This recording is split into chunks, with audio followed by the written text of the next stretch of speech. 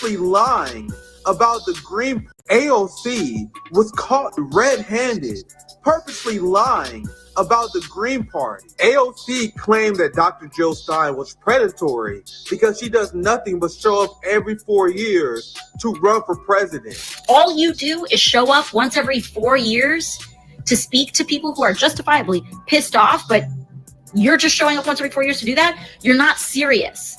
You're not to me, it does not read as authentic.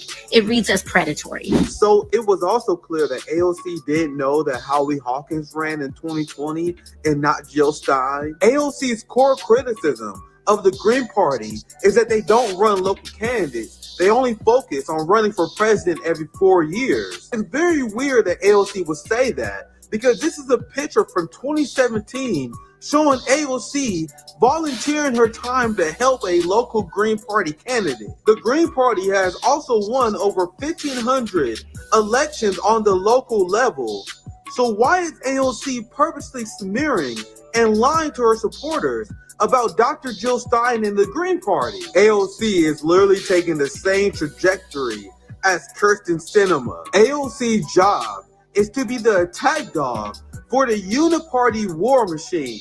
The fake progressives in the Democratic Party was hoping that Dr. Jill Stein failed to defeat the Democrats in their authoritarian attempts to sue her off the ballot. Now that Dr. Jill Stein defeated most of Democratic Party legal challenges, the eternal polls are coming in and Democrats are panicking. Recent polls show that Jill Stein is defeating Kamala Harris in 3 key battleground states with the Muslim vote. Kamala Harris is also free-falling in the polls as voters learn that she has a foreign policy of Dick Cheney. Third parties are stronger right now than they've been my entire life.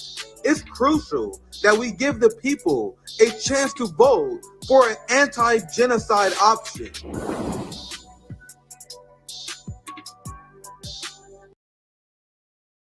About Israel, all of a sudden, she hates Israel. She wouldn't even meet with Netanyahu when he went to Congress to make a very important speech. She refused to be there because she was at a sorority party of hers. She wanted to go to the sorority party. She hates Israel. If she's president, I believe that Israel will not exist within 2 years from now. And I've been pretty good at predictions, and I hope I'm wrong about that one. She hates Israel. At the same time, in her own way, she hates the Arab population because the whole place is going to get blown up. Arabs, Jewish people, Israel will be gone. It would have never happened. Iran was broke under Donald Trump. Now Iran has $300 billion because they took off all the sanctions that I had. Iran had no money for Hamas or Hezbollah or any of the 28 different spheres of terror. And they are spheres of terror, horrible terror. They had no money. It was a big story, and you know it. You covered it very well, actually. They had no money for terror. They were broke. Now they're a rich nation, and now what they're doing is they're spreading that money around. Look at what's happening with the Houthis and Yemen. Look at what's going on in the Middle East. This would have never happened. I will get that settled and fast, and I'll get the war with Ukraine and Russia ended. If I'm president-elect, I'll get it done before even becoming president. Vice President Harris, he says you hate Israel. That's absolutely not true. I have my entire career and life supported Israel and the Israeli people. He knows that. He's trying to, again, divide and distract from the reality, which is it is very well known that Donald Trump is weak and wrong on national security and foreign policy. It is well known that he admires dictators, wants to be a dictator on day one, according to himself. What's poppin', my friends, my family? Welcome to another edition of RBN Live, a special edition of RBN Live. I am joined with my brother, my dear beloved brother, James Fonteroy. What's poppin', my brother? It's so good to see you today. I wish it was under better circumstances, but in the end, it's always good to see comrades coming together, especially after such a display of of disgusting, the display of disgusting fervor for, continuing this empire, especially last night. I think I actually lost a few brain cells last night. And I don't know if I have too many left to rub together between now and November 5th. Yeah, and we're gonna get our takes on this debate. Obviously, you guys know I'm looking at foreign policy when we look at the executive branch, and we had a competition between two candidates that are competing to see who can sell out the American people to Israel the most aggressively. And I can't wait to get Kshama in here. We have our guest here. I want to get her reaction to this as well. But in this debate, there's no discussion over the terrorist state of Israel who murdered an American citizen. During this debate, you had this moderator who was clearly in the tape for Kamala Harris. It was a 3-on-1 debate. Trump looked like shit, but it was a 3-on-1 debate. So the moderator is fact-checking Donald Trump on every little thing he says, which is fair enough. I'm pro fact-checking politicians. Meanwhile, you have Kamala Harris spreading lie after lie after lie on behalf of the empire. She repeated the long since debunked October rape hoax. You know, the rape hoax that was crafted by the New York Times? That the Israeli military came out and said there's no evidence of mass rapes on October 7th. And the source that the New York Times used was a victim family of October 7th. One of the families of the victim came out and said the New York Times is lying about that fact that their daughter was raped. And you guys know the mass rape hoax, they all quote the New York Times.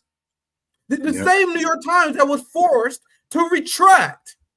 Did a moderator fact check Kamala Harris on that?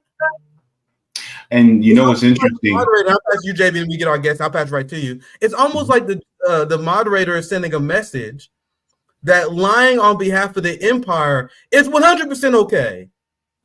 There was nonstop lies about Ukraine, and there are a lot of lies about Trump, but I don't care about that. I'm talking about the lies about the empire. No moderator. But anyway, JB, I'm gonna pass it to you, and then we get Kshama in here. Yeah. Also, there was a lot of avoidance of answering the questions. There was many times where they tried to pin an answer down with Donald Trump, Lindsey Davis, and David Muir, which rightly so that you do, but they did not pin down Kamala Harris for her avoiding to answer the question as well.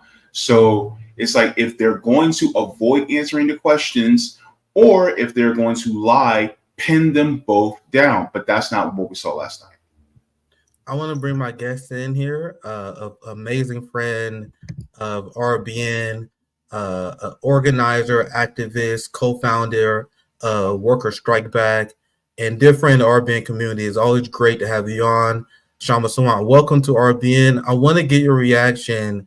There's a lot to discuss today. Obviously, we're going to discuss the Israeli assault in the West Bank that Kamala Harris is 100% okay with. You guys know that Senator, she joined Marco Rubio in order to condemn a UN resolution calling out Israel for their illegal settlements in the West Bank. She is pro-Israeli terrorism. So, Kshama, I'll pass it to you. Welcome to RBN. What's your initial thoughts after witnessing that neocon debate last night? Thank you for having me on, Nick, and great to be here with you and Jay. Yeah, as you both were saying, this was a debate between two representatives of U.S. capitalism and imperialism, and the only point in debate, the only question up for discussion was who is a more faithful and reliable representative of the U.S. ruling class. That was the question. It had nothing to do. It was completely divorced from the needs of ordinary people in the US, not to mention completely out of touch with the brutal reality that is being faced by the Palestinian people, as you said, Nick, both not just in Gaza, but also in the West Bank. And you saw Harris repeatedly promising to continue Biden's foreign policy. She has promised to back Israel's genocidal war to the hilt. And again, last night, and she had said this before at the DNC, at her speech at the Democratic National Convention. She said this, and she said it again last night, I think in a closing remarks, where she said that the US must have the most lethal fighting force in the world. She's saying this in the context of a genocidal war that the Biden-Harris administration, the Harris that she's the Harris there, the Biden-Harris administration is overseeing, which everybody knows that this genocidal war would not be possible were it not for the endless tens of millions of dollars worth of arms shipments from the US to the Israeli state. So in other words, the blood of all the 200,000 Palestinians who have died is on their hands. And as I said, the if you look at the positioning that she was making, her position was not I have these pro-working class anti-war policies, and yes, the establishment may hate me, but but my campaign is supported by working people, which is how our campaigns have always run in Seattle, where we are enemy number one for the ruling class and for the Democratic establishment and for big business, but we are very clearly pro-working people. Harris's campaign and all her talking points last night were very much along the lines of, I am the much more reliable spokesperson and overseer of the interests of US capitalism and imperialism. And I'll just say one other thing is that, she's been touting the endorsements by Republicans. Last night, she was boasting. She was boasting about Republican endorsements. She talked about John McCain. John McCain, this guy never met a war he did not like. I mean, this guy was a warmonger. And she called him the late, great John McCain. She also touted the endorsements that she has got from Liz Cheney and Dick Cheney. I mean, let's be clear. If you listen to Liz Cheney and Dick Cheney, they make it 100% clear their position, pro-billionaire, pro-imperialist war, pro-US ruling class, their position has not changed by an inch. What has happened is that you have, on the one hand, Donald Trump, who is also a billionaire, who is also a representative of the US ruling class, also a spokesperson for imperialism, but just a bit of a rogue element, not thoroughly trustworthy to walk, to toe the line of the ruling class has decided, and he's much less reliable. And so that's why they are supporting Harris. I mean, their statements make it very clear. It's not about democratic rights. I mean, Dick Cheney didn't say a word about any of that. He talked about, the word he used was republic, and that is code for the interests of US imperialism. And at the end of the day, what they are more worried about is preserving NATO, preserving the interest and the strength of the US regime, especially in the context of the US-China Cold War. And let's not mince any words here. She is so delighted by Dick Cheney's endorsement of her. Look at the toll. Dick Cheney, as many know, and some of your viewers might be too young to remember this, but he was generally recognized as one of the main architects of George W. Bush's wars and the wars on Iraq and Afghanistan. And look at the human cost of Bush's war on Iraq, which Cheney was responsible for as well. 1 million dead, 4.5 million displaced, 1 million to 2 million widows, and 5 million orphaned children. This is the legacy of the Dick Cheney that Kamala Harris is so happy about having his support. Yeah, and don't make any mistake, guys. Like, the Cheneys is a very transactional political family. Do you guys think that the Cheneys are giving up their neocon agenda?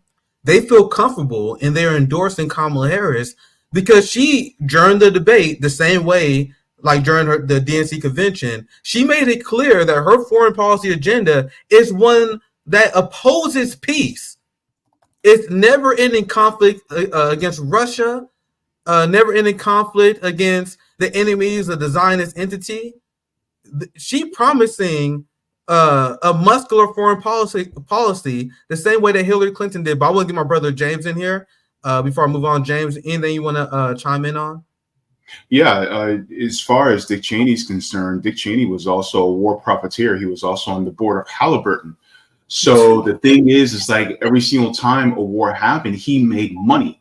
And so not only was he a neocon, but he was a neocon with a personal vendetta in order to increase the bank account for himself and his family. So when it comes to Dick Cheney is one of the worst of the worst. And so for, somebody like Kamala Harris to tout that she is being endorsed by somebody as grotesque, as morally repugnant as Dick Cheney really says a lot about Kamala Harris herself.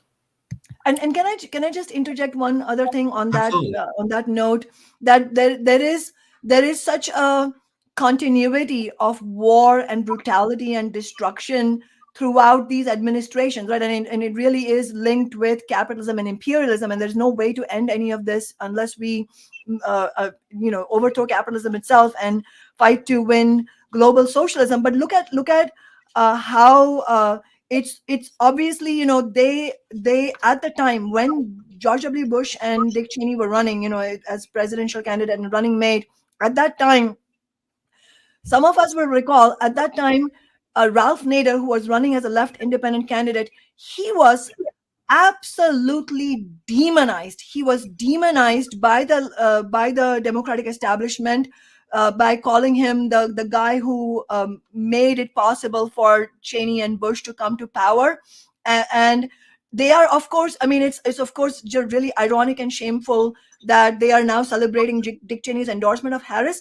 But it should not come as a surprise, because there's a whole continuity, because it's the same Democratic Party which, after having demonized Ralph Nader for running as a left independent candidate, then the same Democratic Party elite then embraced the Bush and Dick Cheney's carpet bombing of Afghanistan and Iraq. It's not like they opposed the wars. It was ordinary people, working people who opposed the war, built an anti-war movement, and that is what forced the Iraq war to end. It was not the Democratic Party, and it's the same Democratic Party that also has, throughout the administrations, Clinton, Obama, and Biden, have fiercely driven forward the neoliberal bipartisan onslaught against working people in the United States. Yeah, I need people to understand. You guys realize that the never Trump Republican is the worst faction in the United States in terms of the substance of what they believe in. You understand? So the never Trump Republicans came from the era of the Republican Party where I had Republican derangement syndrome. When I voted for Obama because I was afraid John McCain and Republicans back then.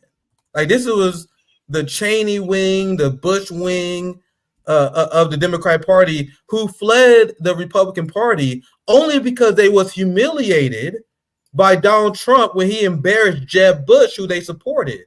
And once they realized that they lost power within the party, they fled to the Democratic Party and shifted it to the right. Do you guys understand the criticism that never Trump Republicans have of Donald Trump? And I've been listening to these people extensively over the last few years. Their criticism of him, which is something I wouldn't even agree to as an analysis, they agree that they think that Trump is an isolationist.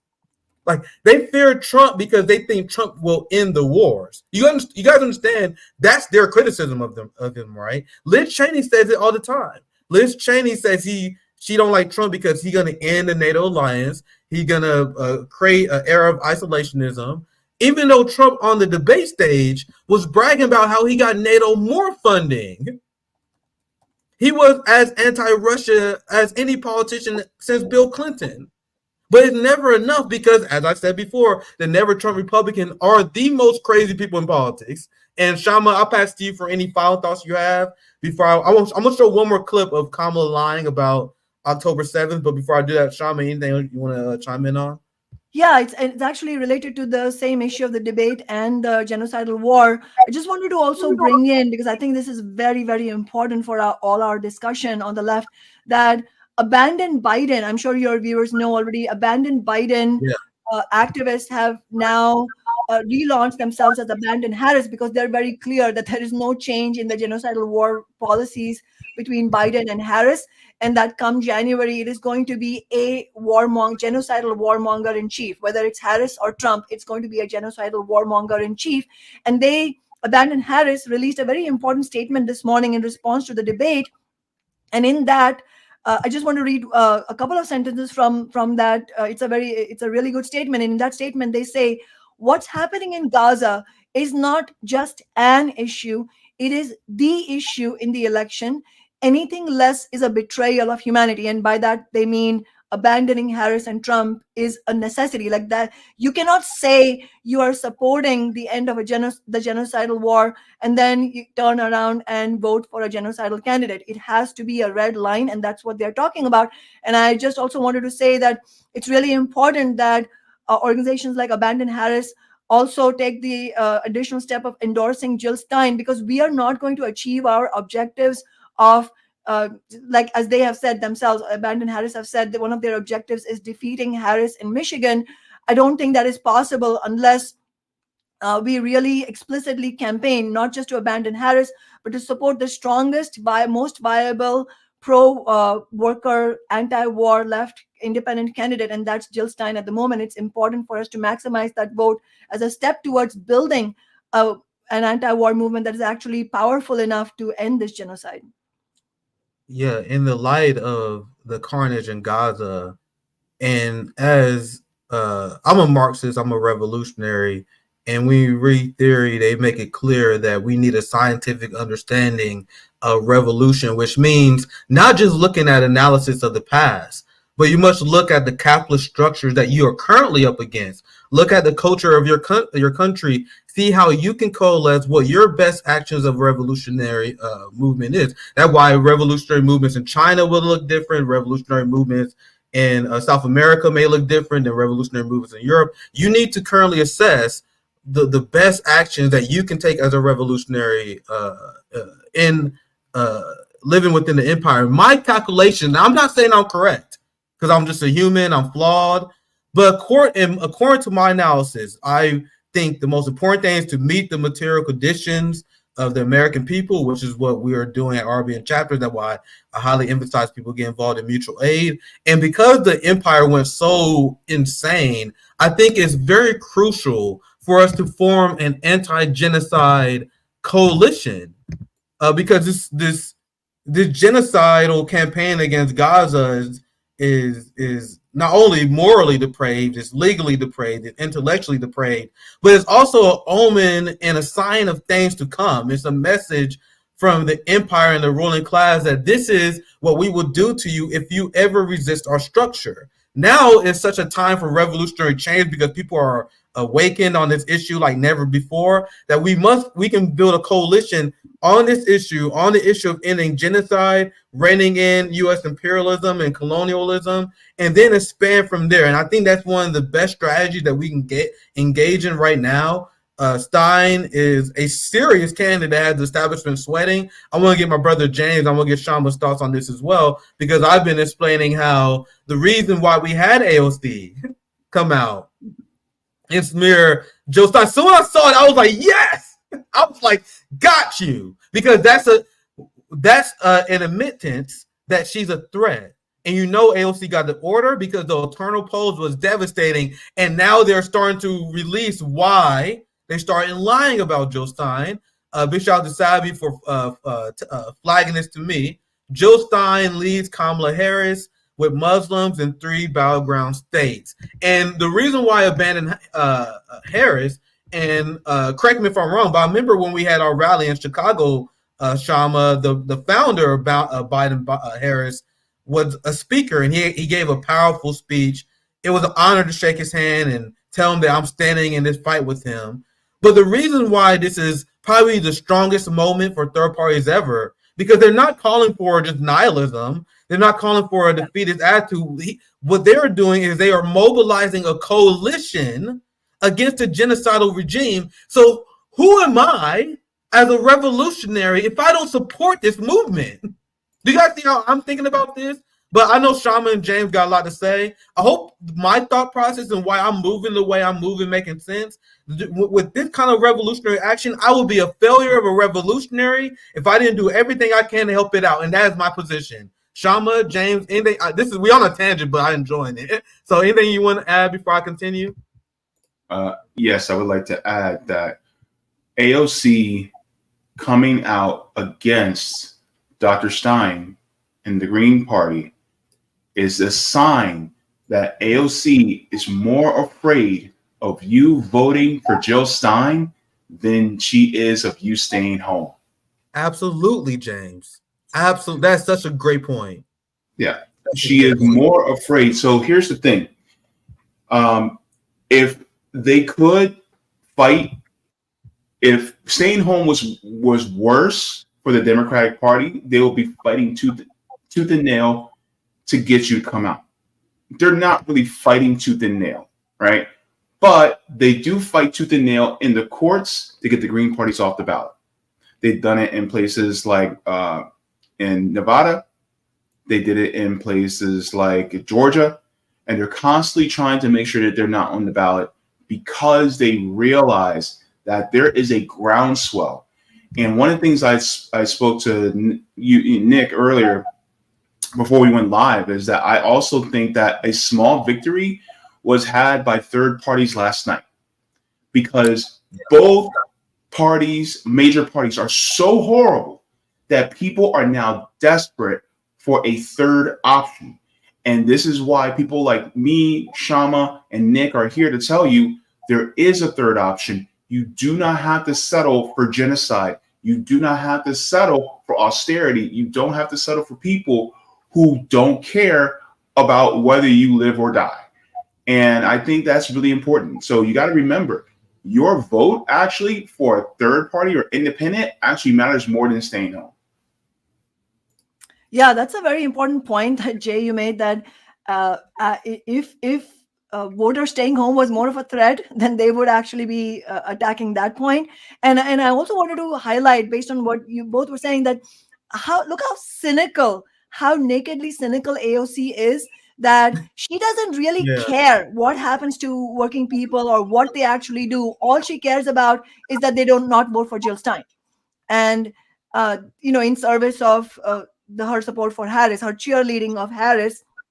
And that, as you all correctly said, it really indicates the actual threat or potential threat, threat and potential threat. And I say potential because it can be grown, the threat can be increased, of Jill Stein ensuring that Harris is defeated in Michigan and possibly other swing states. And I'm actually echoing some of, as I said before, some of the objectives that abandoned Harris and Hassan Abdul Salam, as you said, Nick, who spoke at our Worker Strike Back rally, where you also spoke, and Jill Stein spoke outside the Democratic National Convention. And he made it very clear that they are not going to support any genocidal candidate, and they are taking it on as a political objective for abandoned Harris, that we deliver a defeat to Harris in Michigan and then possibly in other swing states. And I think from the standpoint of us who are on the left, not standing on the sidelines, it's really, really crucial what Nick, you said, that we cannot afford to stand on the sidelines and just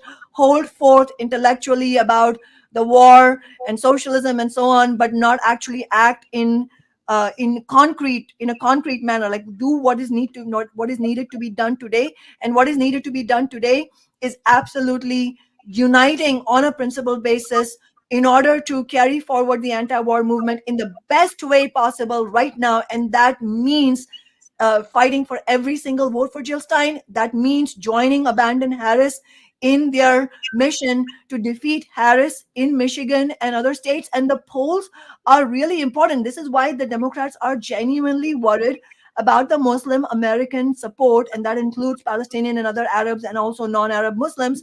They're worried about the Muslim American support for Jill Stein. They are actually scared it could cost them not only Michigan, but possibly other states, other swing states as well, including Minnesota, including Arizona, including Nevada. I mean, you saw just days ago, the Council on American Islamic Relations, which is the nation's largest Muslim civil rights and advocacy organization, they released some of their results from their August presidential election survey of American Muslim voters, and they show that among the Muslim voters, Jill Stein is polling ahead of, and I know you had that up on your screen. Jill Stein is polling ahead of Harris in 3 crucial swing states.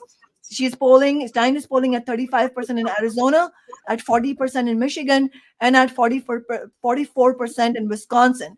This is a concrete threat, if it can be brought to fruition, to Harris, because you're talking about a candidate, a Democratic candidate, who is every bit as a warmonger as the Republican. And in fact, it's the Democrats who are the warmongers in chief, and she is a part of the Biden-Harris administration. And they, at the same time, they have nothing to offer working people in the US who are reeling from a cost of living crisis. And so it's constantly they're dealing with the margins. Like, what can we do? How much more right and more pro-war can Harris move in order to appease some of the more conservative voters instead of standing for working people? So they're constantly worried about those tiny margins in those swing states rather than actually fighting for working people, which they're never going to do because the Democrats and Republicans are not for working people. And so given those margins, it is actually possible for us, if we fight on the left in a united way to maximize Jill Stein's vote, it is actually possible to deliver this kind of defeat. We have to be clear and sober that this is not about Jill Stein winning the White House. And I'm making that very clear because I have heard some people, including in the Jill Stein, people who are around the campaign themselves, saying these things. I think it is important we not mislead working people, because that will just lead to demoralization and defeat and scattering of the political movement. We have to understand that, yes, it's going to be Harris or Trump in the White House, but the Vietnam War was not ended on the basis of trying to get a Democrat or somebody elected. No, it was Richard Nixon in the White House when the Vietnam War was ended, but that was because working people and the labor movement at that time built a massive anti-war movement which forced Richard Nixon's hands. That is possible for us to do, but for us to build that kind of a powerful anti-war movement that can force the hand of the US imperialism and capitalism, that will take a lot. We are nowhere close to that. And part of the building blocks of that kind of anti-war movement is right now delivering a powerful message to the warmongering Democratic Party that if you carry out a genocidal war, then you will be punished. That is what Abandon Harris is talking about, and we need to adopt that message. And we also need to look at the history of the US labor movement as well. I mean, historically, immigrant communities have played crucial roles in building the socialist and the Marxist movement, including in the formation of the original Communist Party and the socialist and communist forces in the United States in the wake of the Russian Revolution. So it is possible for us to rebuild the militant fight back on this basis. One last thing I'll say, and I think this has to be part of our conversation, Nick and Jay, we have to highlight the selling out by many of the labor leaders who are cheerleading Kamala Harris. There is, like, some people tell me, we need a general strike. Why aren't you talking about the strike? Why are you talking about the election? The cold hard truth is that the labor leadership right now will not allow any kind of strike action that will be, because it will embarrass Harris and the Democrats, and that's the central and biggest obstacle to building the kind of militant movement that we need to build. And that is why it is important for us to use the Stein campaign as a platform to bring these points forward, to bring forward recent Harris endorsement resolutions in our unions by rank and file workers.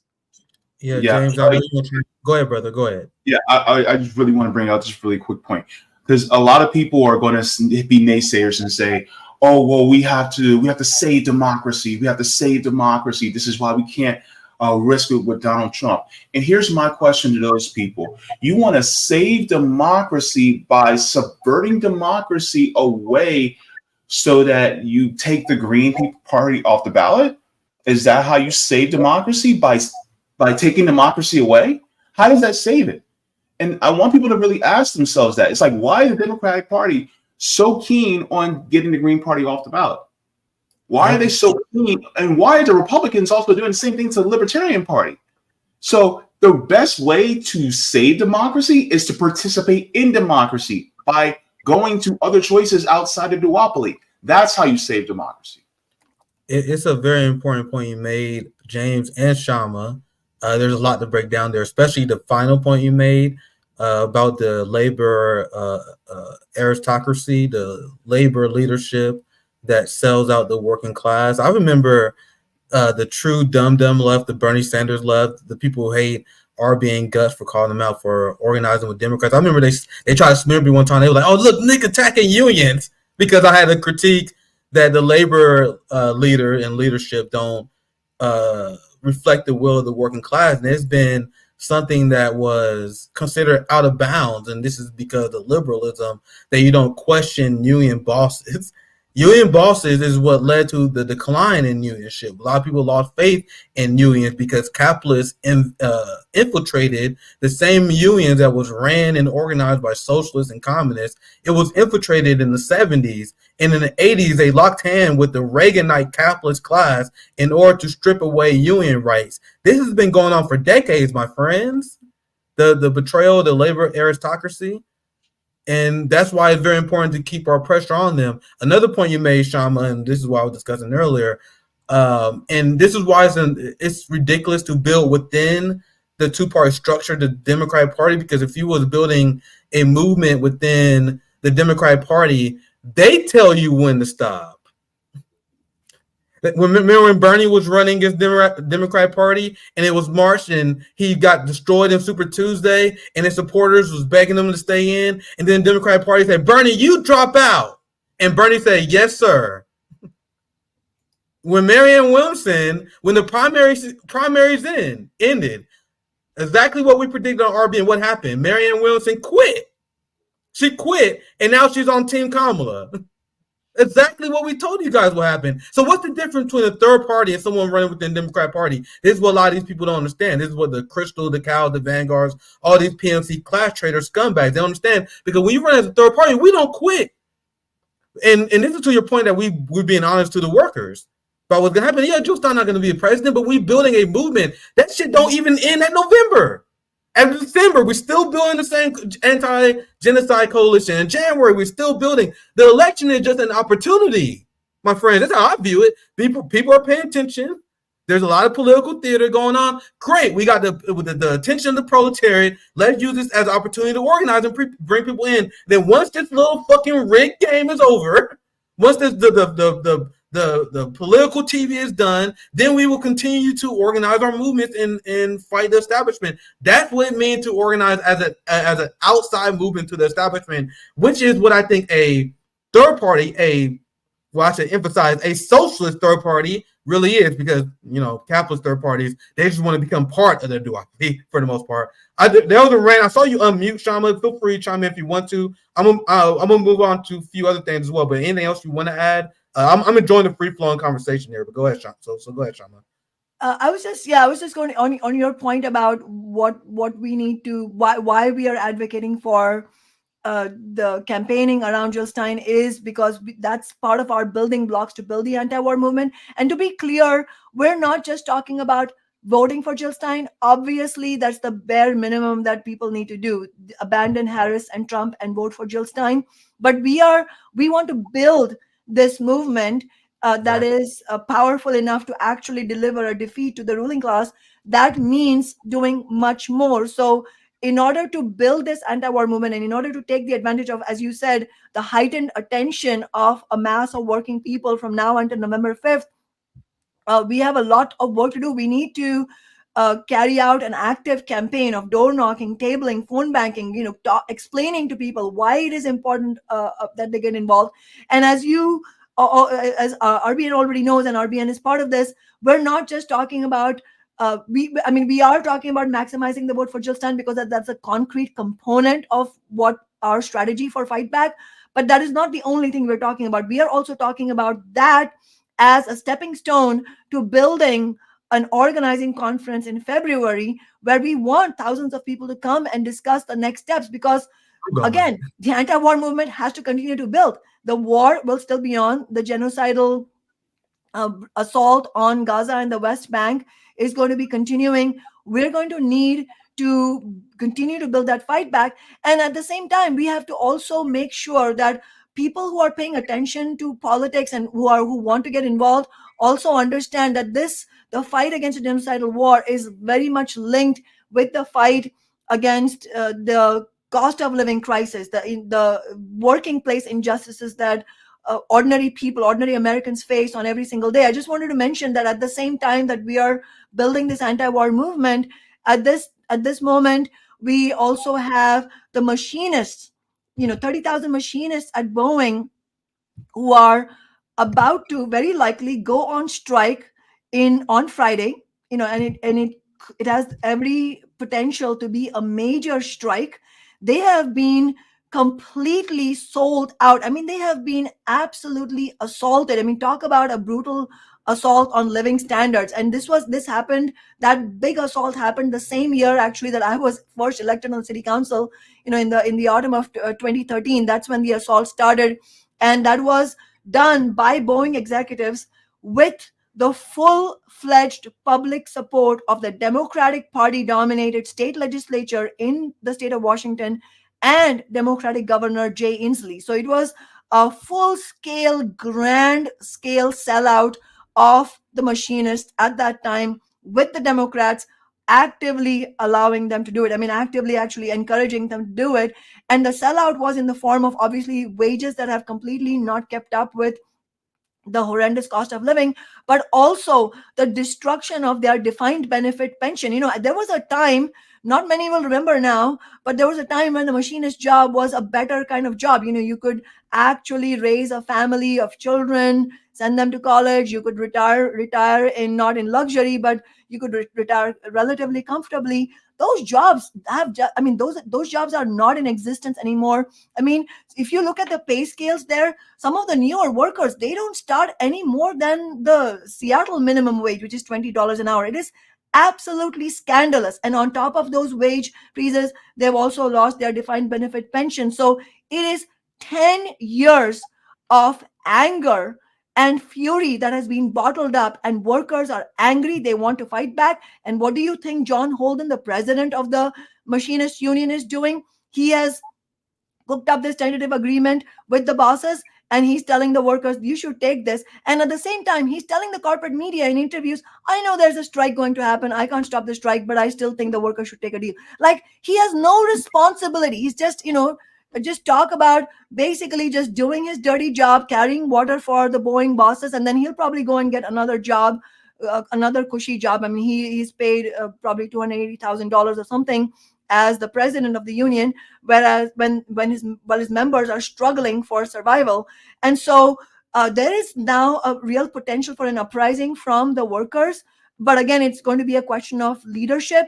Workers strike back. We are doing our best. We are talking to our workers. We've had meetings with the workers. One of the workers spoke at our recent public meeting on Monday in Seattle, talking about how workers are fired up. This afternoon, actually, the workers took control of one of a prominent highways here, which is a very hard thing to do. So they are fired up and ready to go. Again, though it will be a question of leadership, but I'm mentioning this because this is going to be a crucial strike action, and we need working class solidarity around it.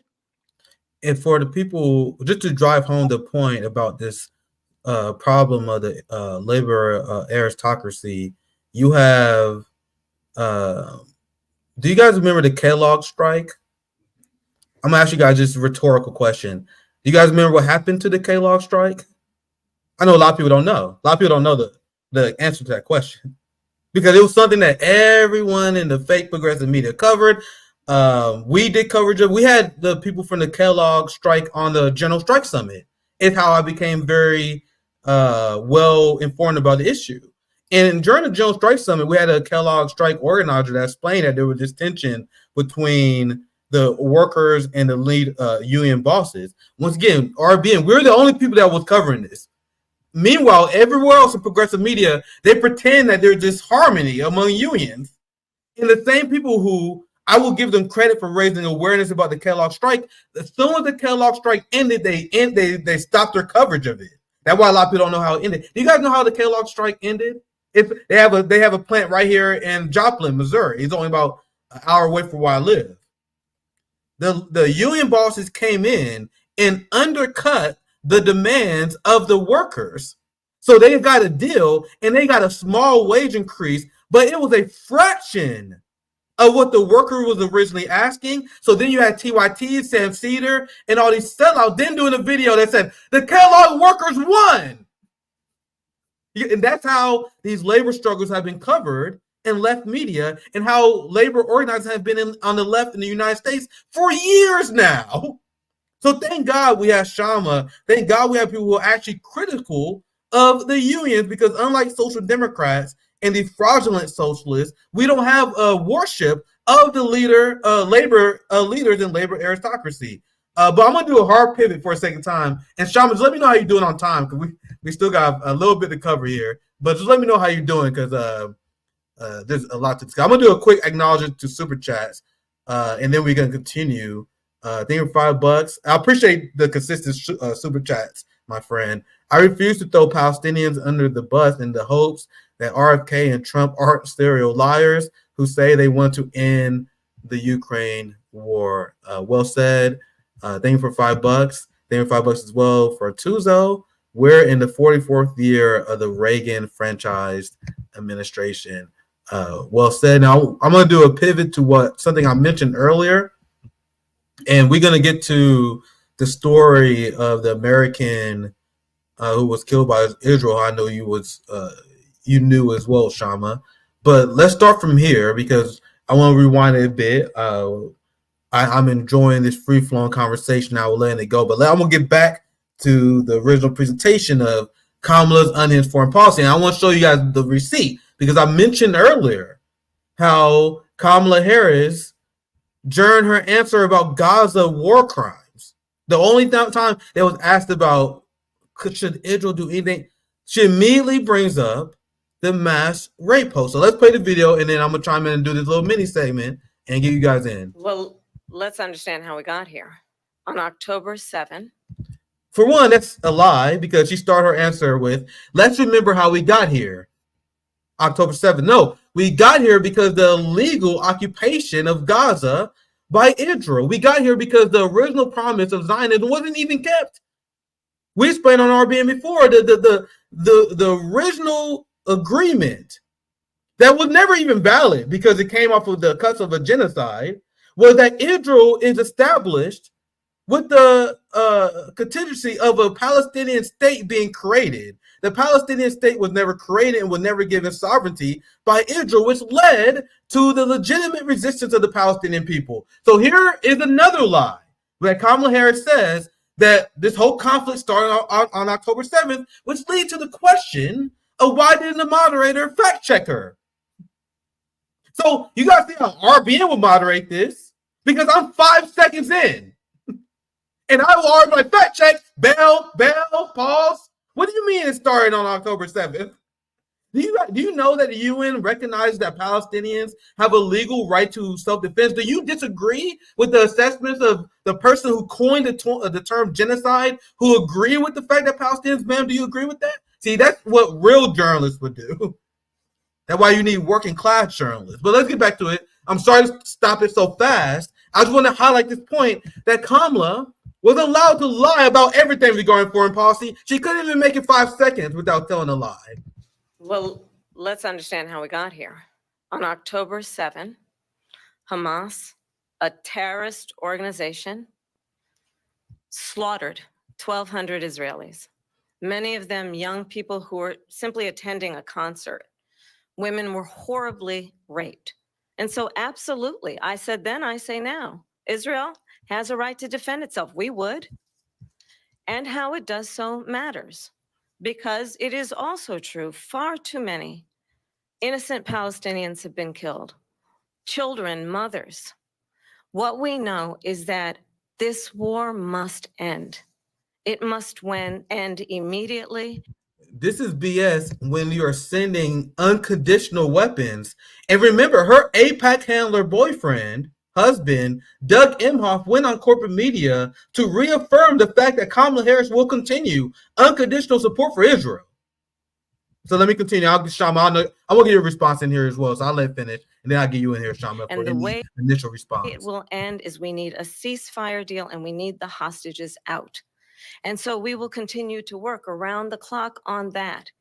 Work around the clock, also understanding that we must chart a course for a two-state solution.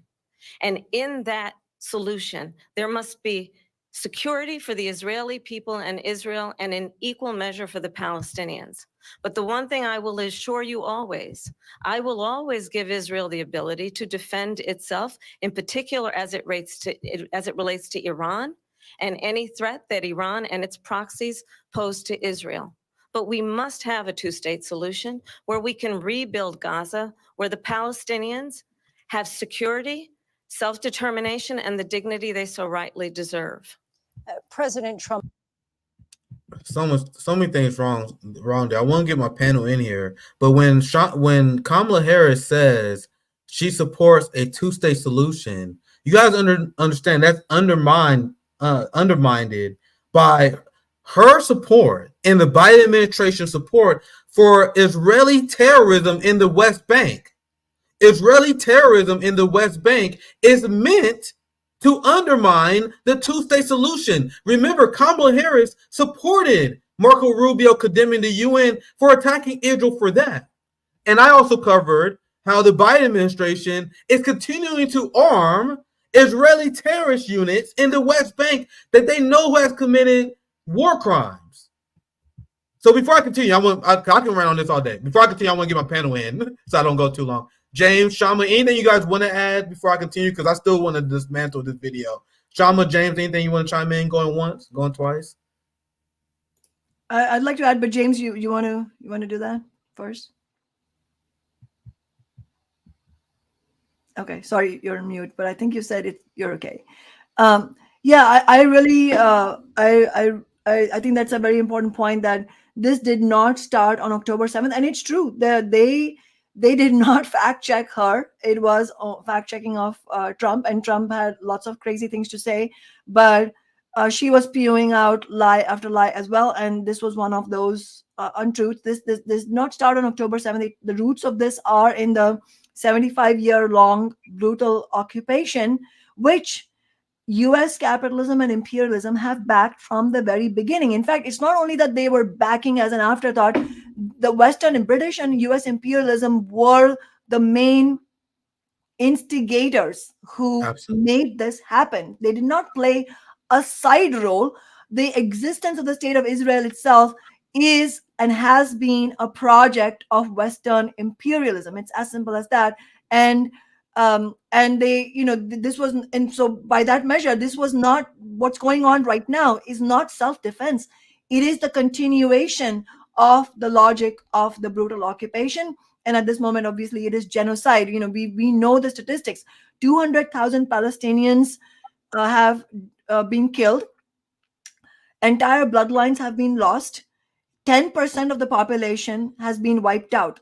By any measure, this is not only a genocide, but actually it is quite startling in how rapidly it has advanced than perhaps any genocide of this scale in human history, just given the rapid loss of population and families there. And let's not forget that this horrific landscape, it's not just in Gaza, now it's also in the West Bank, is not only the bombs, which obviously are the most stunningly brutal weapons that are being used, the 2,000-pound weapons that are being used, that are just annihilating people. And those who are left alive have lost their limbs. I mean, babies and children facing amputations. It is unspeakable. It is impossible to watch this go on. But alongside all this bloody carnage is also the very intentional and systematic destruction of infrastructure of every aspect, from roads to residential buildings, from hospitals to universities. I mean, just the sight of those excavators who are just pummeling the roads into just obliterating them.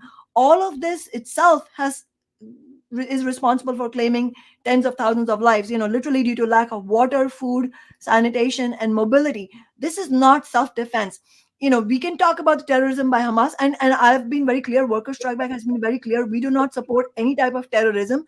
We do not think that terrorist acts that destroy innocent lives are any kind of starting point for building an actual political movement. And in the resolution that we won, despite the opposition by the Democrats last year on the Seattle City Council, we made it very clear we oppose that. But let's also understand that what is going on right now is utterly disproportionate compared to what happened on October 7th. And this is, we have to call it for what it is.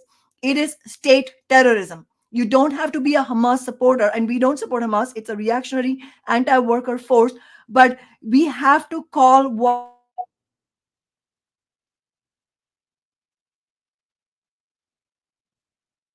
I don't know. from Worker Strike Back statement about this. We have said the Palestinian people have both the right to self-determination and the right to defend themselves. We oppose the terrorist acts of October 7th, but there is no equivalence to the unspeakable acts of state terrorism and war by Israel, which have led to genocide. This horrific onslaught against the Palestinian people is the greatest humanitarian disaster of our generation. And in reality, it makes working people in Israel less safe. So this is no solution. I mean, and you know, let's also call out, I'll just end on this. Kamala Harris keeps talking about two-state solution as if working people are just stupid and don't understand what this means. I mean, she and others in the Democratic Party elite, they are part and parcel of US imperialism, which is carrying out this brutal occupation project, and also at this moment shipping tens of billions of dollars worth of arms to the Israeli state. And for her to keep talking about a two-state solution in the context of a genocide that she is supporting, that she is allowing to happen, that she has promised to support to the hilt, is just another level of dishonesty. Yeah, thank you, Shama. I agree with a lot of what you said. The one thing I wouldn't agree with is I wouldn't classify armed resistance as terrorism. And I think there's a reason why, and this is what we're going to cover here very soon. There's a reason why they had to lie about what happened on October 7th. And this is my opinion. I think this is something that we will disagree on. I think October 7th was just a successful act of resistance. We can't support the resistance only when they fail. Just because they have a successful act of resistance, we can't condemn that. Now, any act of war crimes, any act against innocent civilians, we will condemn that as it happens. But I think we need to be 100% clear about what the Palestinian people are up against, and they have a right to engage in armed resistance against their genocidal occupying force. That would be the only thing I would disagree with. I agree with most everything framed there. For example, I would disagree with mass rape. Like if Hamas or anyone engaged in mass rape, that would be something that we would obviously condemn. But when you think about what happened on October 7th, that doesn't even make sense at face value. Not only was the story debunked, it never even made sense at face value. So the idea that you will have this operation where, and Sean, I'll give you a chance to respond as well. The idea that you have this operation that you are fighting against Apache helicopters.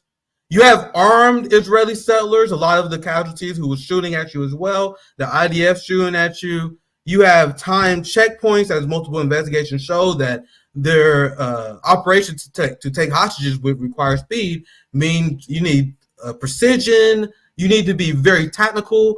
There is no time for rape breaks during an operation on October 7th. Do you guys know how rape happens? Rape happens when you're in the occupier. Resistance movements don't engage in rape because you don't have control. You don't have time. But when you're in an occupying force, you got time, you got control, you got power, you can control prisons. The occupying forces are the forces who usually engage in rape, not resistance forces. Do you guys understand? So understand that you know the mass rape hope is ridiculous. But before I get in, I want to give you, Shama, I want to give you a chance to respond because I know I did put back on you a little bit. So to be fair, I do want to give you a chance to respond. My overall point is I disagree with the framing of framing armed resistance as terrorism. I do want to give you a good chance to respond though. So Shama, go feel free. Yeah, no, I first of all, I mean, it's obviously horrendous, the kinds of lies that the US media have perpetrated, and they still keep repeating about what actually happened on October 7th, the beheaded babies, all of that. Of course, all of that is completely unforgivable, and we want no part of that. And there's also no question in my mind, as a socialist, as a Marxist, that Palestinian people absolutely fully have the right to armed resistance. But for us, the question is what actually is done and who is doing it. We don't agree with targeting civilians intentionally, as Hamas did do on October 7th, both because we don't agree with it in actuality, but we also don't agree with it as a strategy because it does not actually build support for your movement. And if you look at the reality of Hamas, there, what is Hamas? Hamas was sponsored by the Israeli state as a counterweight to left Palestinian nationalism, which was the real thing that the Israeli ruling class feared. I mean, all these ruling classes, what they fear most is not reactionary forces that carry out terrorist acts, because then the ordinary population will support them in opposing those forces. What they really fear is genuine working class forces that actually are able to organize working people, and which obviously for us that includes armed resistance. And I understand how people feel because this October 7th happened in the context of a brutal occupation, but it's a question of what actually Yeah, helps move. I understand what you're saying about, and I think it is a legit criticism when people bring up how the Yeah, fact that I Hamas are mean, I probably mean, world. just to give you But another example, the U.S. support for the Mujahideen in Afghanistan, fighting the Soviet military, led directly to the creation of Al Qaeda, which then created the conditions for 9/11. So, in other words, what I'm saying is that it's not just about Hamas; it's about the fact that forces like Hamas and these acts that they carry out are actually a product of imperialism itself. Imperialism always leads to blowback that way, and ordinary people pay the price, and we have to be on the side of ordinary people. So just to be clear, I support the Intifada. I support the Intifada as a socialist, as a Marxist. The problem is that we also have to look at the methods. The methods that were used there on October 7th were not only wrong, they're also, as I said, counterproductive. They ended up giving political ammunition to the Israeli state. We need a left-wing socialist force to develop in Palestine and also in Israel. And we need a force that unites a Palestinian and Israeli on a yeah, working. I would just say one more thing, and I'll give you a chance to respond, and we can move on. The reason why I don't condemn Hamas is because I'm supporter of the Palestinian people. The critiques, some of them that you landing on Hamas is legitimate, but you got to ask yourself, who is Hamas? When you look at the stories of the people who are Hamas, they're ordinary Palestinians who literally have no other choice. They peacefully marched and protested, and they was murdered. The March of Return protest, like they used every single method possible to them, and many of them have nothing else other than Hamas. So that's why the only thing I was saying, once again, I'll give you the last word and we can move on. My only thing is, as a socialist, how can I condemn people who are literally engaging in their last option with the only organization that is left standing that is willing to fight for the people? I feel like that would be me undermining their resistance, and that's why I don't even like even calling it terrorism, because it's not. That's what they call it. Because if you're successfully resisting, they call you terrorist. I don't think that what they're doing is legal under international law. But anyway, Kshama, I don't want to. I'll pass to you. Any last thoughts on that? It is Hamas is part of the Palestinian people, and by respecting the self-determination of the Palestinian people, I think it's just uncouth to be too judgmental of them. That's just my opinion. But I'll give you last word. And we move on. Yeah, no. I mean, first of all, yeah, of course, I think first of all, we have a moral and political obligation to have, even if there are disagreements, to have a proportionate understanding of what's happened. So, in other words, 99% of our critique is reserved for the Israeli state. It's not like we completely disagree. Sure. Yeah, Sure. with equating Hamas with the Israeli state, we don't agree with that because it is objectively untrue. And we also we need to be clear, as we have been, of saying that what the Israeli state is doing is state terrorism. They are responsible for a genocide, and the responsibility lies entirely. We don't put the responsibility of that on Hamas or any other forces. The responsibility lies entirely with the Israeli ruling class, with those warmongering Netanyahu and other right-wing extreme Zionist forces, and also U.S. and Western imperialism. So we are very clear about that. We also understand what the point you're making, that the there is a feeling of desperation that we need to do something. And there are some ordinary people who are caught up in Hamas's strategy. What I'm saying is that for ordinary people to feel like there is no other option, that we are compassionate to. But at the end of the day, we also have an obligation to say, well, these tactics don't succeed and they end up becoming counterproductive. So this is what we need instead. And I'm not Yeah, I trying to understand. make it sound like that's about to happen. I'm not, I know what the difficulties are at this moment to build a working class force there. I'm just saying that that's what we need to aspire to. Yeah, for sure. And I would say we agree around 98, 99% of especially on this issue and the framing. There's just a slight disagreement on framing. I think it was very important to talk it out. So I appreciate you humoring me.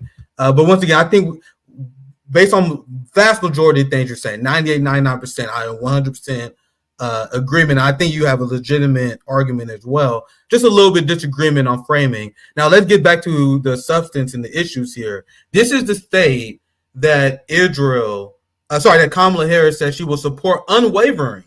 She finally had her foreign policy agenda that she laid out. And it was essentially a promise for never-ending war. That's essentially her foreign policy agenda. There's no mention of peace. And this is the state that she says there will be no arms embargo for. They hit and killed people at another school. They targeting hospitals.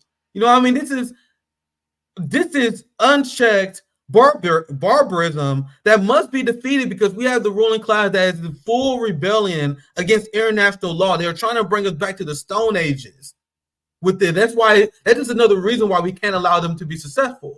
And now I want to pass to Kshama. I know you have a lot to say on this, and because this is tying in with the criminal state that Kamala Harris and Trump wants to support. And correct me if I'm wrong, because I've seen about 90% of the debate. And there's a chance I may have missed it, and I want to correct myself if I'm wrong on this. But as far as I know, from all the research I've done, from my live viewing, where I saw 80% of it, I haven't seen one mention of the American killed by Israel, by the moderators, or by any of the candidates. That's treason of the highest level. But Kshama, I want to pass it to you for your thoughts on this and the killing of this peace activist, someone who was showing solidarity to Palestinians in the West Bank, protesting the West Bank, and then Israel said, "Oh no, it was an accident. We were trying to kill a Palestinian. We wasn't trying to kill an American." But Kshama, I'll pass it to you for your general thoughts. Actually, first of all, I appreciate you saying that, Nick, that, even leave aside the fact that it is completely not credible, their claim that it's an accident. I'll come to that in a second. But even if that were true, what it actually means, and you're the first person I heard who was clarifying that, what it actually means is that, oh, we meant to shoot a Palestinian, and any random Palestinian, we're free to shoot. Oh, it just so happened that it was an American. So even if the claim of an accident, which is not credible, even if it were true, it is still, the essence of it is so despicable, because why are you shooting anyone? Why are you shooting anyone in the West Bank or in Gaza? That itself is the more fundamental question. But yes, but having said that, if you, I'm sure you all have seen the article from the Associated Press that was very informative, very useful. Everybody who's watching this should read that article, because in that they talk about the circumstances in which this, what it really should be called a brutal murder by the Israeli military, the circumstances in which this happened, where the article is quoting Jonathan Pollock, who's an Israeli anti-war pro-Palestinian activist who was with her at that moment, and he talks about how they were with Palestinian activists, peaceful activists who had engaged in prayers, and then when they were in prayers, they were surrounded by the Israeli soldiers, and then in that confusion, the activists retreated. They weren't doing anything, and the next thing you know, Jonathan Pollock saw Israeli soldiers, maybe snipers from top of a hill, directing their weapons at, so they were it was an intentional shot to the head of this wonderful human being. And so who she is Aisha Noor Esgi Aigi. We knew her as Esgi. She was a recent University of Washington graduate, and she was there protesting against the illegal expansion of settlements in the West Bank and against the genocide in Gaza. And just to share, not that this is the most important thing, but just to share I knew Eski personally. She and I and others who are with me in Workers Strike Back were in the same socialist organization for several years. In fact, when she was 18, she went with our socialist delegation to Standing Rock in the brutal cold, to Standing Rock to be in solidarity with the protesters against the Dakota Access Pipeline. And my last conversation with Esgi was only a couple of months ago at a worker strike back meeting here in Seattle at the University of Washington, where she graduated from. We spoke about her involvement in the campus anti-war protests, and she was talking about the need for a real strategy for the anti-war protests, where rather than focusing on just exclusively on having private meetings with the college administration around divestment demands, that they should expand that into protest rallies that include thousands of students, because thousands of students are not part of the encampment, but they want to fight against the war. So the need for all of that. And also we talked about the need to vote against both warmongering candidates in this election. At that time, it was Biden. So, this is an incredibly powerful activist who has been, whose life has been ended. She was 26 years old, whose life has been ended brutally in this murder by the Israeli military.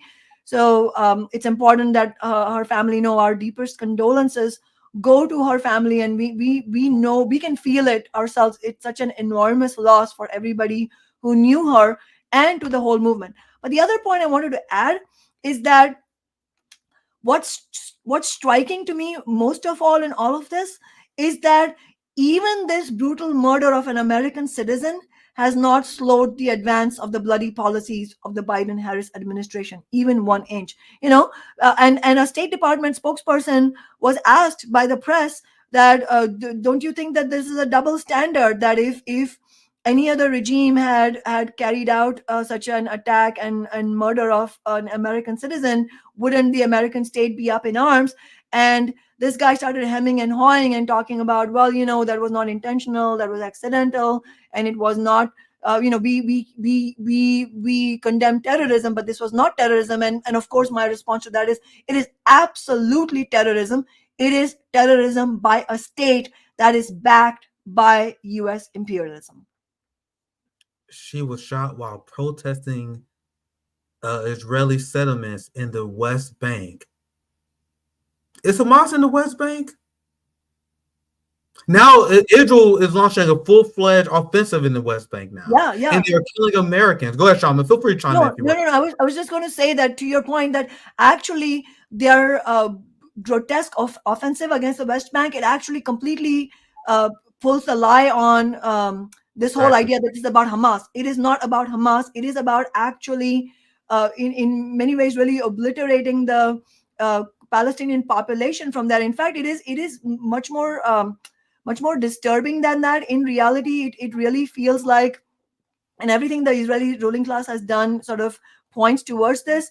It's sort of pointing towards the objectives of Netanyahu and the Israeli ruling class to flatten Gaza and the West Bank on such a scale that, obviously massive numbers of people are killed, but those who survive have a completely unlivable place. And so, some have even speculated that is this an attempt by the Israeli ruling class at a final solution to their genocidal ethnic cleansing project. And I can tell you, nothing that the Israeli ruling class have done, it proves otherwise. And this is what the Democratic leaders are supporting. This is what the labor leaders who are cheerleading Harris are supporting. It doesn't matter how many ceasefire resolutions these labor leaders put forward. If you're going to turn around and support the genocidal candidate, then you are party to this. Yeah, and I want to get my brother James in here. God knows he probably want to chime in. But one more thing I'm going to say before I'll pass to James is this is not new, because unlike many Johnny-come-latelys, I've been covering the Israel-Palestine apartheid regime ever since I started as a citizen journalist. And one of the stories I was covering consistently as it happened was the assassination of Shireen Abdul Akleh by Israeli forces. She was the Palestinian American journalist who had press vests on, a press helmet on, and an Israeli sniper shot her in the head. Israel lied about it, and then they later admitted, like, yeah, we killed her.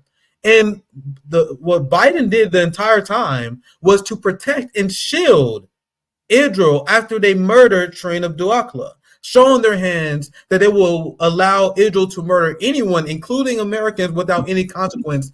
That's way before October 7th. Way before October 7th. So it's clear that this is what's happening now, and they are in the position of the Biden administration. I should pull this up. After an American was killed, is we're essentially going to allow Israel to investigate themselves. The same thing, and surprise, surprise, the IDF investigated and found that she was shot by accident. So now that there's going to be no consequences to it. The same response that the Biden administration had when it was revealed that there was mass systemic rape by Israeli soldiers where Palestinian men was being annually raped to death. The response of the Biden administration was like, man, that's fucked up. We let Israel investigate it. And then they let them free. So essentially, the Biden administration and Kamala gives Israel de facto immunity to any terrorist and war criminal act. So tell me how Trump will be worse. It will be the same. James, feel free to chime in. Anything you want to add? I'm so glad you joined us today, brother. Yeah, the murder of Eichner is really just indicative of the United States and its relationship with Israel. I actually spoke about Eichner's her murder on Sunday on the JB show here. If you guys would like to, you guys can go back and watch that report. Yeah. But one thing that I did was I juxtaposed it with, is this rare? Is this something unheard of? Actually, no, there's precedence. Back in 1967, there was the USS Liberty incident when really it was actually a terrorist attack by Israel on our own military. Yes, go ahead and look up what happened in 1967 at the USS Liberty. And the thing is, it's like even people, it was, cover up by people like Robert McNamara and, LBJ basically said that he didn't care if Americans' lives were lost. He's not going to embarrass his allies. One of those allies was Israel.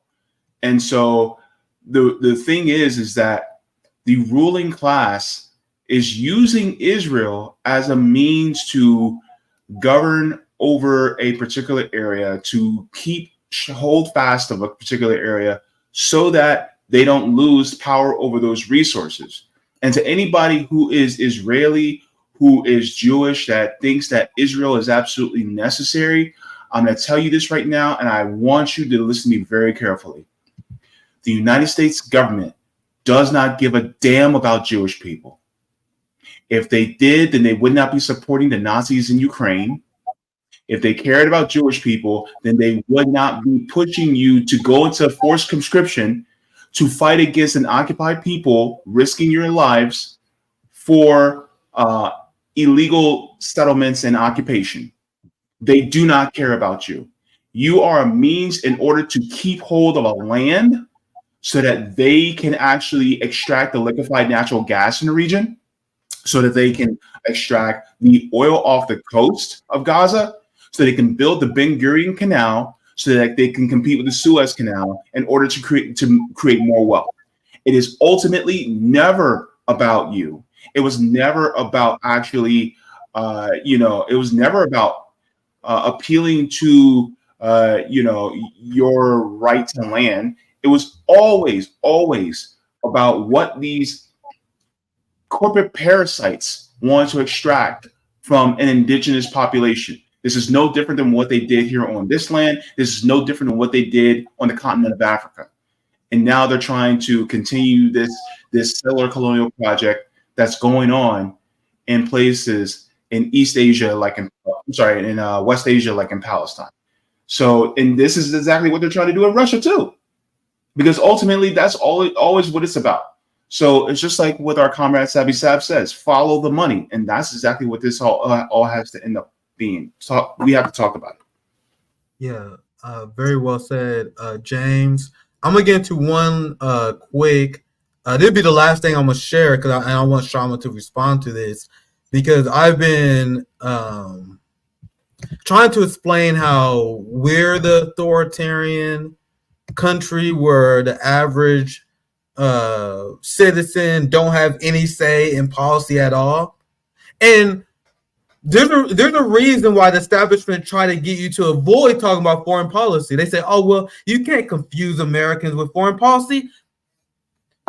As a student of history, you guys want to know what the most long-standing issue that is voted on, that will you support the empire or not? If you go back to the Roman days, there was a lot of politics that was played. They had a very pro-war population.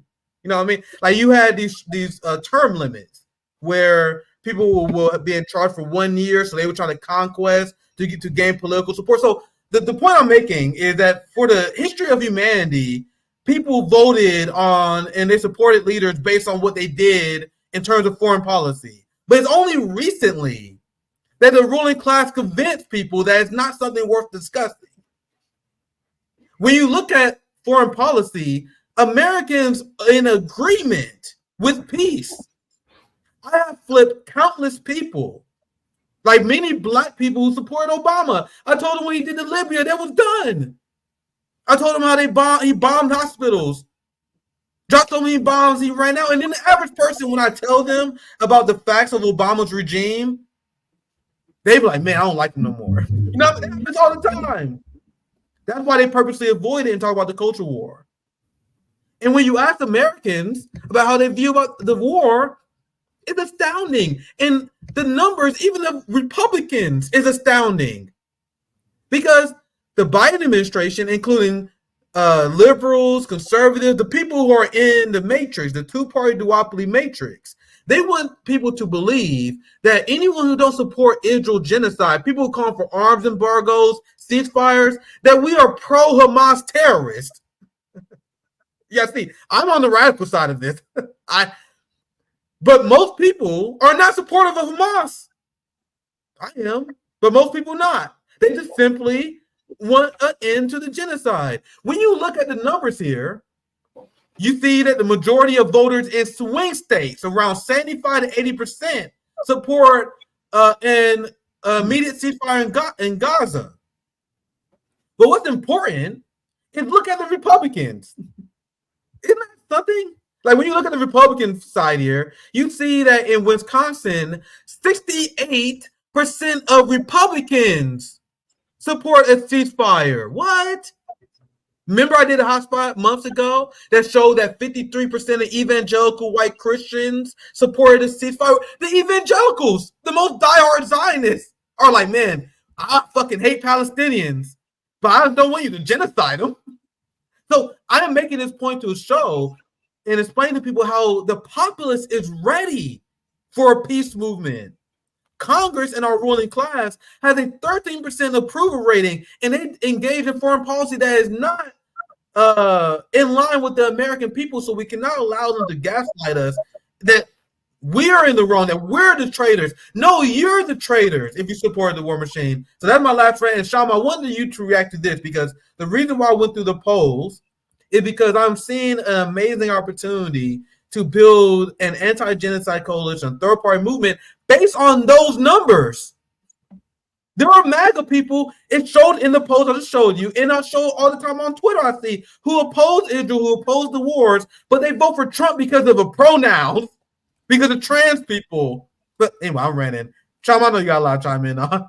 It's a rainy day. Any thoughts on this genocide coalition that we want to build based on these numbers?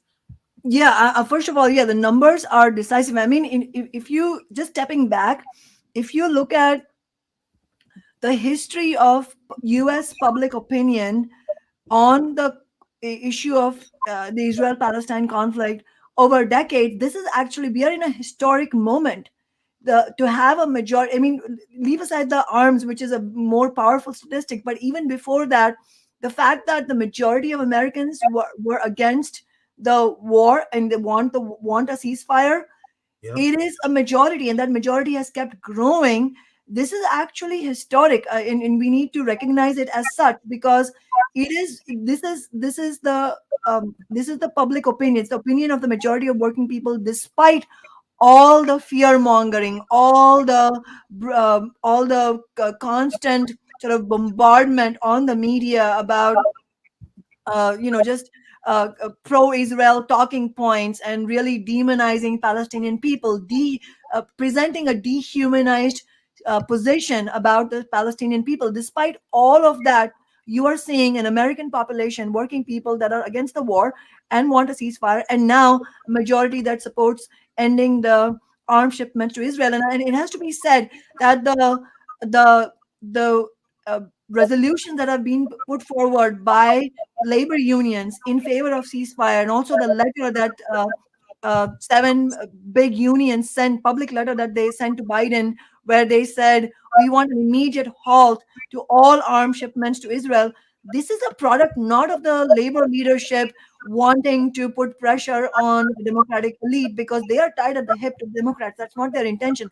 The reason these resolutions are passing is precisely because their membership, the member rank and file of the union movement, and working class people as a whole, and most of whom don't have unions, are against the war, want a ceasefire, and they want an end to arms shipments to Israel. And here you have Kamala Harris, who is not even willing to entertain an embargo, which is a temporary halt of arms shipments. We want an end to military funding and to U.S. military funding to Israeli state. That's what we're demanding.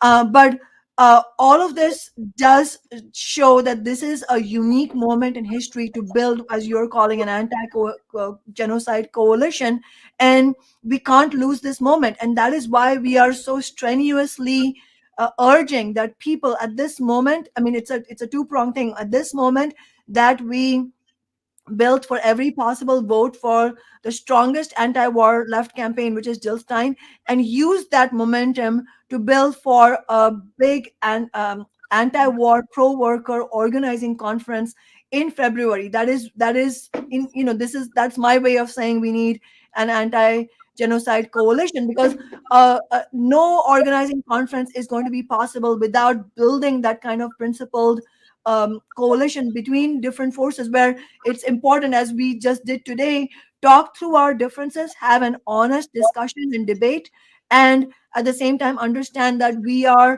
agree on the most crucial things that need to be agreed on, and that is more than enough basis for us to build something here. And also importantly, that unless we do that, we are not going to see an end to the war, let alone an end to the brutal occupation, let alone beyond that any actual solutions to the crisis in the Middle East. And I also wanted to say I agree with the points that Jay made earlier, which is that the US elite, the ruling class, they don't care about ordinary Jewish people. They don't care about ordinary Israelis either. The Israeli ruling class doesn't care about ordinary Israeli people. This is all their larger capitalist, imperialist, and new Cold War related project. Israel is the Israeli state, not Israeli ordinary people. The Israeli state is the key ally for Western imperialism and for the US bloc in the US China Cold War, for a key ally in the oil rich Middle East. That is what this war is about. That is what this occupation has been about for 75 years. This war is not in the interest of Israeli Jews either. We're actually seeing strike actions and protests in Israel. And let's be clear, the dominant sentiment is not pro-Palestinian. The dominant consciousness is not pro-Palestinian. We have some left and socialist forces there, but we also acknowledge that the overarching consciousness is not pro-Palestinian. But that's a starting point. Their starting point is that there is huge anger at Netanyahu.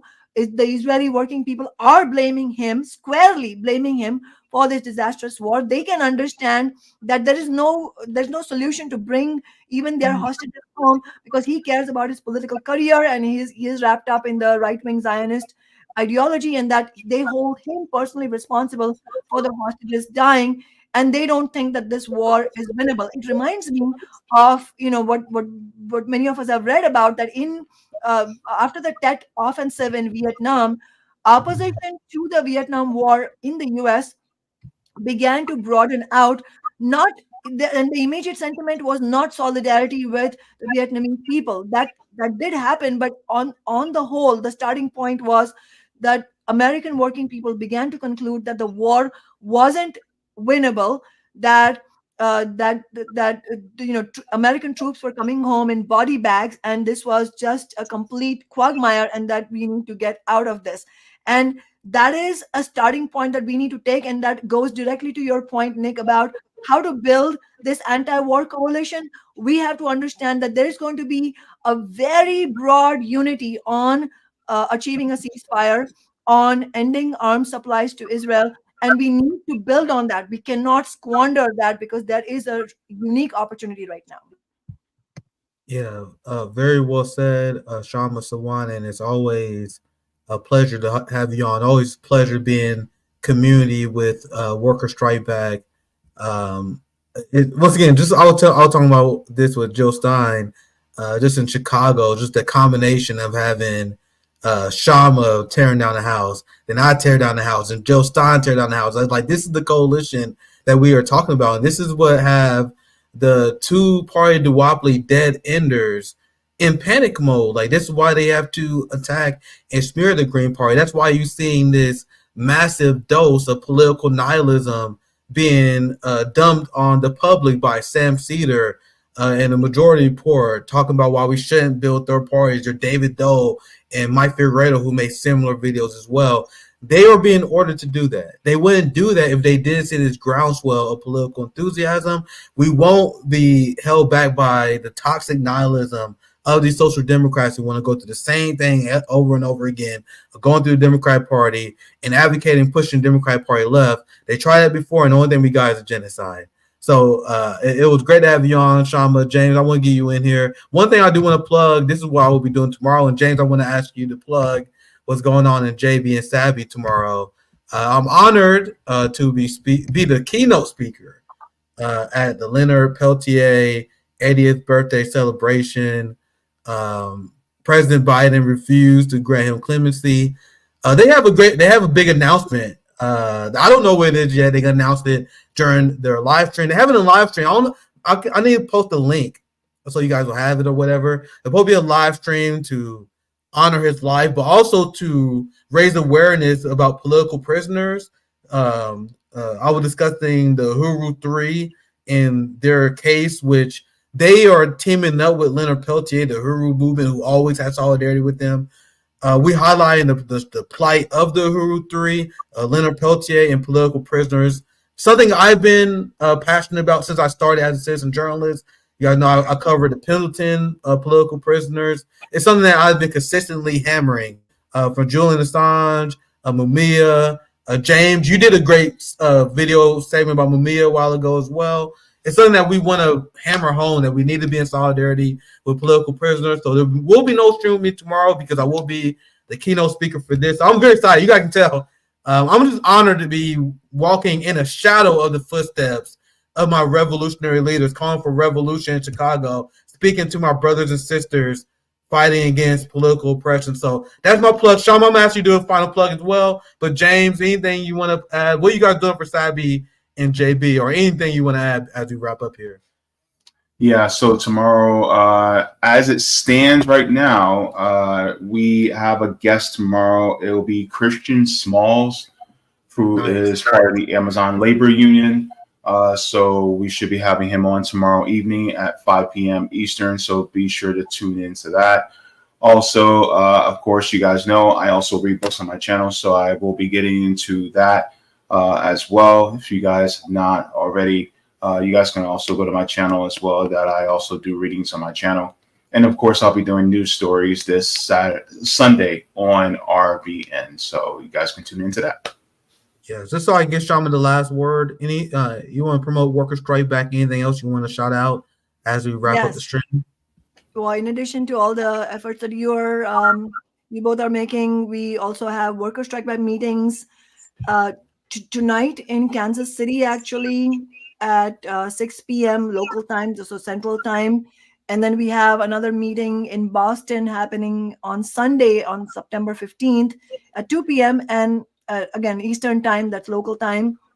And then if you're watching this and you're in Seattle, or actually even if you're not in Seattle, because we'll be live streaming this, we're having an action conference here in Seattle on Sunday, September 15th, which is going to combine two fights. One is we want to bring in the Boeing workers, the Boeing machinists, to talk about their strike.